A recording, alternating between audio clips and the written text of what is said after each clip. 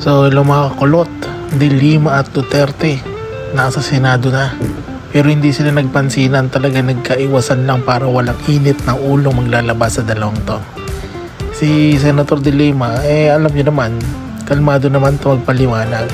Pero sa Digong, medyo nanggigigil din sa mga pinakita niya, pagsasabi niya sa Senado. Grabe rin talaga, di pa rin nagbabago si Duterte. Wala pa rin preno ang kanyang bunganga. Ito, panoorin yung video. Huwag nyo kalimutan mag-like, share, and subscribe. Salamat mga kulot. Ito na, panoorin natin. Noong panahon po ng tatay ko, San Juan po. Kasi sir, binaback upan ako ng tatay mo. O totoo, wag na lang tayo ilabas na lang natin. Ang sabi ng tatay mo sa akin, sir, you do what you have to do to make your city safe. Kasi ang Davao nababalitaan na maganda. Kaya ang Davao nag-flourish. Kaya ang Davao malinis. Kaya ang Davao ngayon, anytime maglakad ka, walang gagalaw sa iyo. Alam ng tao kasi pag kamali sila, hindi yung police, they have to deal with me. Dapat ako ang imbestigahin dito kung extrajudicial killing. Wala yan sila. Ako mismo ang... Mr. President, noong time na mayor ka, merong police na nag-involve sa droga sa Davao? Marami, sir. What happened to them as far as you know, Mr. President? Ayan sila. Sila ang may alam. Sige, tanungin natin sila. Sinabi ko. Sige. Sabihin mo, 24 hours, sabihin mo sa putang inang pulis mo. Pag nakita ko yan, patayin ko. Sige ba, I will now take the time of Senator Estrada. So, sino yung... wag lang, sir. Wag ka na lang lumayo. Yan yung katabi mo. Mamaya, sir. Mamaya. Unahin ko muna itong bisita natin because we will always be with him. So, we have lots of opportunities to ask Senator Bato. He is the best performer, sir, kaya na senador. Mr. President, can I ask ito muna sila, no? General Gamboa, Your Honor, hindi ka man nag-chief ng Davao, but tama na dumaan ka rin sa Davao sa career mo? At anong highest ang position mo po dun sa Davao? Yes, sir. I was the official spokesman of the regional police regional office 11 for 2 years. Regional. Yes. How about the city level? Wala, sir. I was never assigned the city officer. How about General Sinas? Sir, you were never chief, di ba? So, dumaan po ba kayo sa career niyo sa Davao City? Never, sir. Never? Yes, sir. Okay. How about si General Karamat? Hindi, sa mic, sir, para naka-record. Never? Sa career niyo? No, Mr. Chairman, sir. So only General Gamboa sa regional level. What's the pleasure of Senator De Lima? just one or two sentences, Your Honors. Yeah, please, go ahead. We all heard from the horse's mouth that there are indeed death squads and pointed to certain former PNP chiefs or chiefs of Davao. These are very clear. Davao death squad to liquidate criminals, suspected criminals. Inducing, encouraging, and prodding people to kill directly or indirectly is not part of the duty of an executive official, whether it is mayor or president. Malinaw po, yung Davao Death Squad andyan. Marami pong sinabi dyan tungkol sila Matabato and Las Cañas. And Colonel Garma has confirmed that there is such a group, only that they are covered by code of silence. Hindi po madali talaga ang kumuha ng mga pag-aamin sa mga police officials na sila ang mga inutusan para pumatay. Ang dami pong mga dinarrate sila Matabato and Las Cañas tungkol sa mga specific cases of killings na yung order either pinapadaan kina Sonny Benaventura or kay Las Cañas, and at times even from then Mayor Mr. Chair. Duterte himself. I'm sorry to interrupt Thank you, the ma'am. good senator. Yes, yes, you have the floor, you have the floor, go ahead. The Go ahead. former senator is jumping into conclusion. Let the committee decide whether indeed there is an existence of the Davao Death Squad. Senator Estrada, may I Yes. just Go ahead, sir. Yes, Mr. President. One statement. Kung lahat man ito, kung totoo, palayan niyo ako ng kaso. May korte. At sinasabi ninyo na bakit ninyo nalaman na matay, na ganun-ganun. So, ibig sabihin may witnesses kayo. O, file the case in court or file the cases in court. Sabi ko nga dito sa ano ko, mine and mine alone. Gusto ko ang syudad ko maganda, malinis, at livable. At sa awa ng Diyos, ako ang nauna sa Pilipinas. Alam mo bakit, sir? Ako po'y empleyado lang ng gobyerno. I started as a prosecutor. Kaya kapa ko yung kriminalo, pati yung mga criminals. That is why, Mr. President, I was asking during my line of questioning a while ago, addressed to former Senator De Lima, why did she not file cases when she was the head of the Commission on Human Rights? She investigated, allegedly, the DDS, if there is a right term for it.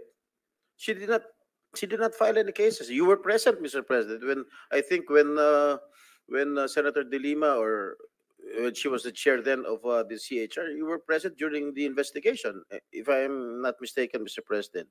Yes, sir. And the president, when I asked him, denied that there was an existence of the Davao Death Squad.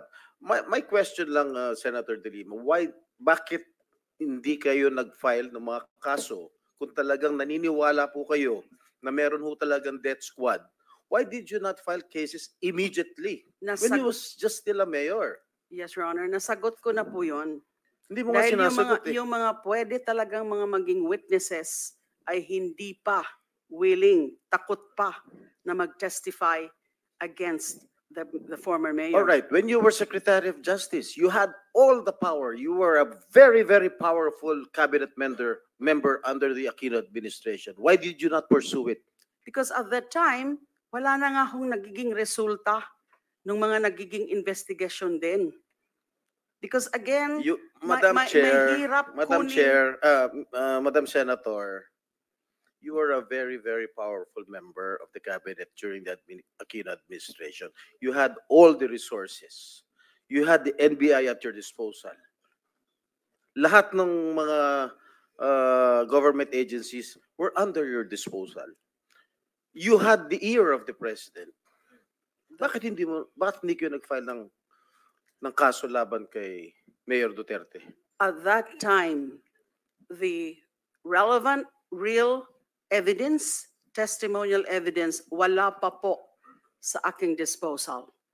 Although I did try, yung sinabi ko po kanina, na rinifer ko na muna sa NBI. So, kaya lang, yun ang naging report, binalik nila sa akin.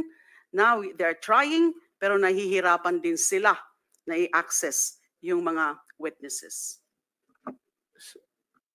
Mr. President, Kayo, yung Mr. Chair, sinasabi po kanina ni former President Duterte na Davao is the safest city, I think that is belied by statistics. I don't have the exact statistics now, but I read certain data. It's not the safest city. It has so what is among the safest city highest, as far as you I know? would not know. It was it registered as among those with highest data on killings or murders. So how can it be a safe city? Mr. President, Mr. Chairman, with the permission of Senator Jinggoy. I think the former president wants to answer the accusations. These Mr. statements of President, former yes, you're senator. recognized. Maraming namatay, sir. Marami talaga. thousands, I would say, from yung naging mayor ako. Marami. Ito yan sila. Dito yan sila lahat. And they would tell you, si Danao, si Koy, si Gamboa. Ito si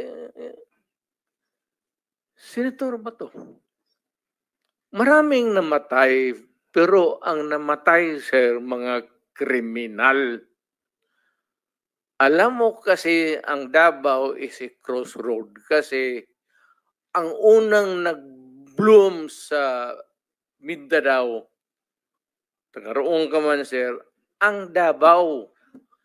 Kaya saan yung progressive at saan yung pera negosyo, nandoon rin yung mga kriminal kasi ang negosyante pati ang kriminal magkasama yan. Kung saan yung pera, mga negosyante, nandoon yung mga kriminal. Kaya ganon.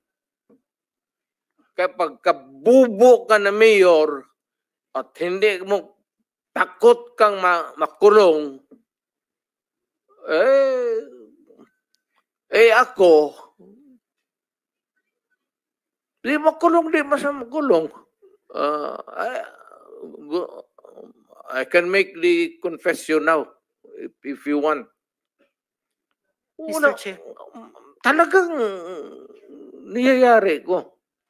Pero wag mo naman mga pulis kawawa naman. Meron akong death squad. Pero hindi yung mga pulis. Sila rin yung mga gangster. Yung isang Mr. Chair. gangster, utusan ko. Patayin mo yan, kaya kung hindi mo patayin yan, patayin kita ngayon. Bakit mo isakripisyo yan sila? Alam mo, sir, ganito, ha? Mabutit na lang nandito if you give me time. Ang pulis, sir, kawawa. Hindi mo alam, ito, nandito itong mga...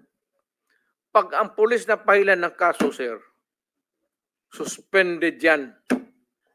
Wala ng pagkain yan sa... The day that the suspension is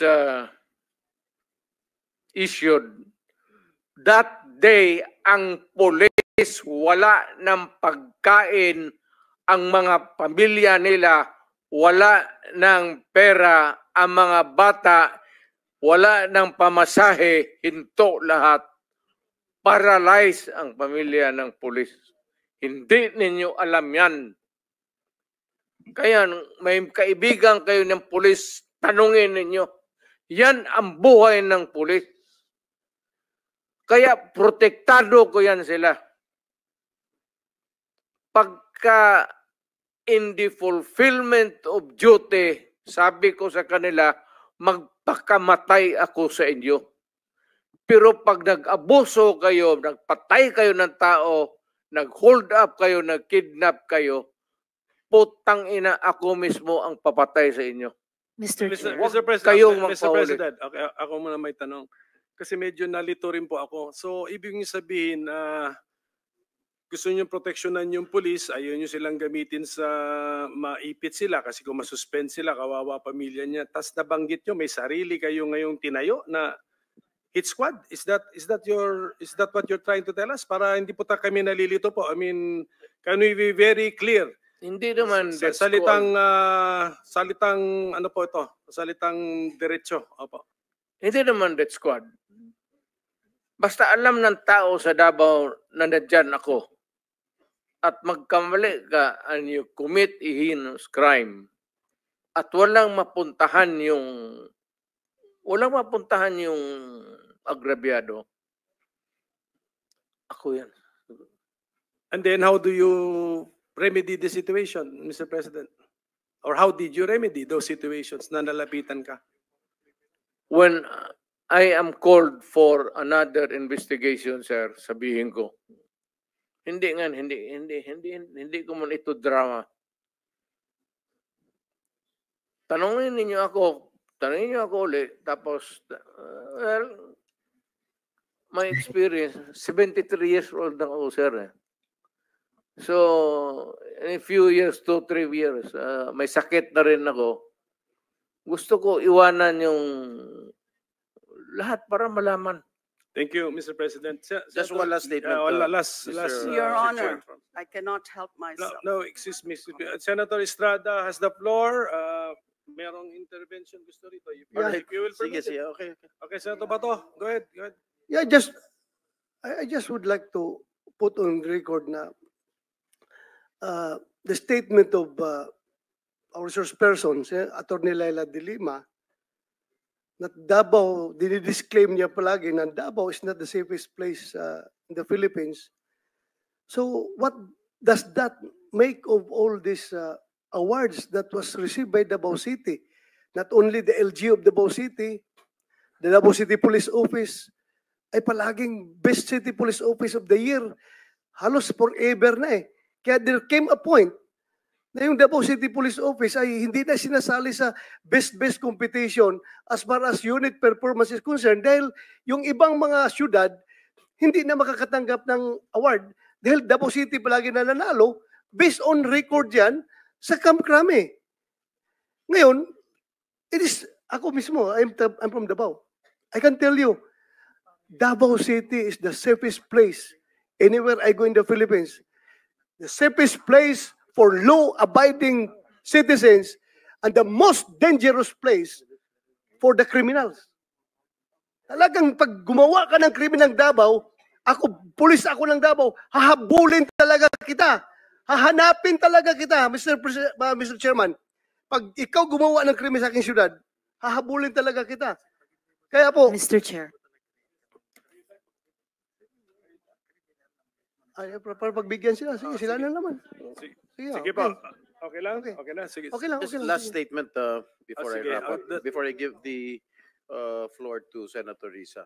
I just would like to put on record the statements made by former Senator De Lima. During the investigation here in the Senate, during her term when she was still a senator, wala pa rin nakitang ebidensya tungkol dyan sa mga DDS na tinatawag.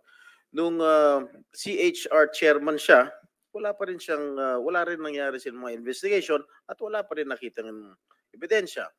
Nung secretary siya ng DOJ, which is a very very powerful cabinet position, wala po rin siyang mga nakitang ebidensya. At hanggang ngayon, yun pa rin po ang sinasabi niya. Wala. So ano masasabi nyo sa mga paliwanag nila De Lima at Duterte dito? Sa mga tanong natin mga senador, comment daw below. Huwag kayong mahiya mag-comment. Kailangan natin yan para mabasa ko rin ng mga feedback o komento ninyo patungkol sa issue na ito na nagkaroon ng EJK investigation din sa Senado. Huwag kalimutan mag-like, share, and subscribe. Sa susunod din mga kulot, paalam.